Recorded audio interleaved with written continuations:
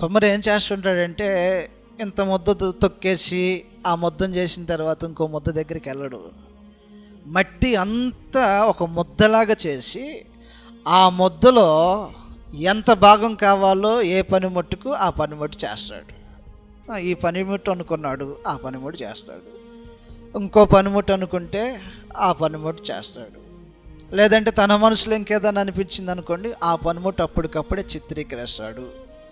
ఒకటేమో ఉన్నతమైనటువంటి స్థలాల్లో పెట్టేటువంటి పనిముట్టుగా ఉంటుంది, ఇంకోటేమో బయట పెట్టేటువంటి పనిముట్టుగా ఉంటుంది. రెండు ఒక ముద్ద నుంచి తీసుకున్నవే. ఒకదానికి ఒక స్థలము, మరొక దానికి ఇంకొక స్థలము. ఇప్పుడు ఈ రెండింటి మధ్యలో వ్యాజ్యం. నేనేమో బయట, నువ్వేమో లోపట.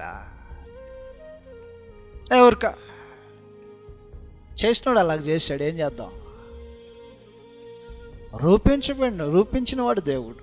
ఆయన చేశాడు, ఆయన ఇష్టం. ఆయన ఎక్కడ పెడతాడు అక్కడ పెడతాడు, ఎంత ఇవ్వాలో అంత ఇస్తాడు. అయితే మనుషుడు మీ ప్రాణము మీ సకల మార్గాలు ఒక దేవుని వశంలో ఉన్నాయని గమనించి కృప కోసం ఎదురు చూడాలి. ఆయన దయాదాక్షిణ్యాల మీద బ్రతుకుతున్నాం మనం. ఈ రోజున మనం బ్రతుకున్నామంటే మహాదేవుని యొక్క దయ, అంతకు మించి ఏమీ లేదు. అసలు కాలగతులైన వశంలో ఉన్నాయి. మన ప్రాణము మన సకల మార్గాలు మన దేవుడు తన వశంలో పెట్టుకున్నాడు. మనుషుడు ఎదిరిపడకూడదు. ఏనాటికి ఆనాడు, ఒకవేళ ఇదే ఆఖరి రోజు అయితే జీవితం ఎలాగుంది పరీక్షించుకోవటం అవసరం. మనుషుల్లో భేదాలు పెట్టుకొని వృధాతిశయాలు కలిగి ఉండి అసమాధానమైనటువంటి పరిస్థితి కలిగి ఉండి